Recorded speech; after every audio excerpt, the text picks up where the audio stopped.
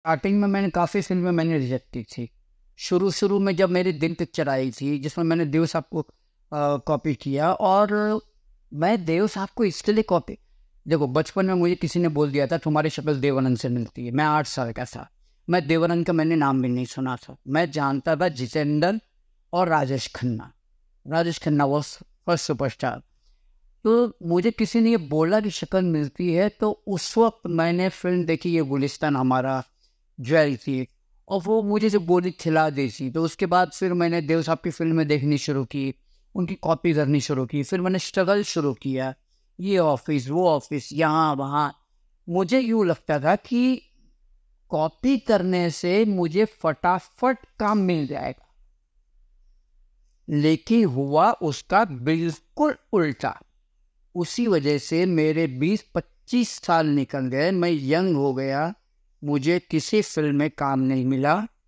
मैं ऑफिस के धक्के खा खा के मैं बड़ा हो गया। आखिर फिर मैंने स्ट्रगल भी छोड़ दी, और लोग मुझसे डायलॉग बुलवाते थे, अमीर गरीब का डायलॉग बोलो, जॉनी मेरा नाम का, लेकिन काम नहीं मिलता था।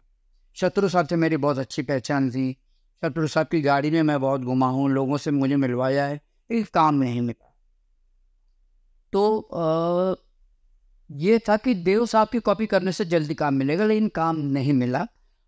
और फिर डैडी ने पकड़ के दुकान पे बिठा दिया, बिकॉज वी आर गुजराती, तो गुजराती लोगों को बिजनेस आता है। फिल्म लाइन से हमारा किसी का, हमारे परिवार में किसी का कोई लेना देना नहीं था फिल्म लाइन में। सिर्फ मैं एक अकेला एक्टर पैदा हुआ था।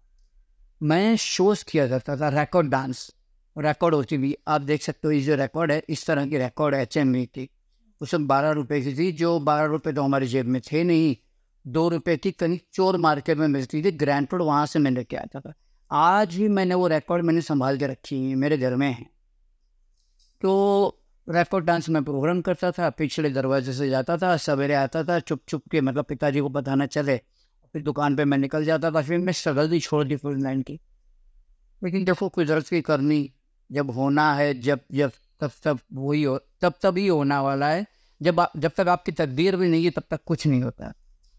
मुझे एक शो मिला मोहन चोटी साहब का, वहाँ से मेरी शुरुआत हो गई। मैंने उनकी एक वीडियो पिक्चर की, वहाँ से मुझे दूसरी वीडियो पिक्चर मिली। वहाँ से फिर मैंने किसी को फ़ोन किया, उसने कहा कि पारसी बंगलो बैंडस्टैंड बैंड्रा में आ जाओ, वहाँ दिल पिक्चर की शूटिंग चल। इसी तरह से कैसे कैसे कैसे किस हालत में मैं वहाँ पहुँचा। वहाँ मुझे जूनियर आर्टिस्ट में खड़ा किया। दिल में मेरा कोई रोल नहीं था, या मुझे ऑफर हुआ था, या ऐसा कुछ भी नहीं था। मैं वहाँ पहुँच गया था पारसी बंगलो पे, मुझे जूनियर आर्टिस्ट में मैं खड़ा हो गया। क्राउड में से मुझे इंदु ईरानी साहब में निकाल थे। उसी दिन नहीं, सेकंड डे मुझे बुला के, और मुझे अनुपम खेर जी के साथ में मुझे पहला शॉट दिया। अगर आपने देखा होगा, आमिर खान के घर में पार्टी चल रही है, और मैं उनको मुक्का मारता हूँ नाक पे। मैंने पता नहीं उस वक्त जो भी दिमाग में आया मैंने कर दिया। बस वहाँ से वो मेरा रोल फिक्स हो गया। पिक्चर हो गई super duper hit, golden jubilee. मुझे बेस्ट सपोर्टिंग एक्टर का अवार्ड मिला, आशीर्वाद अवार्ड BR चोपड़ा साहब के हाथ से। उसके बाद भी 3 महीना तो मुझे काम नहीं मिला। फिर वही मैं दुकान पे था। 3 महीने के बाद थोड़ा थोड़ा काम आना शुरू हुआ। अब तक मैं शायद 150-200 पिक्चरें कर चुका हूँ। न जाने कितनी TV सीरियलें कर चुका हूँ, रियलिटी शो कर चुका हूँ। मैंने कभी सोचा नहीं था कि मैं कभी ज़िंदगी में AC के कंपार्टमेंट में बैठ पाऊँगा। आज हर चौथे दिन मैं एयरपोर्ट पे होता हूँ। एयरपोर्ट के सामने ही मेरा घर है, और मैं स्विट्ज़रलैंड अभी जाके आया। मैं अभी कल फिर जा रहा हूँ वीज़ा के लिए, नवंबर में फिर स्विट्ज़रलैंड जा रहा हूँ।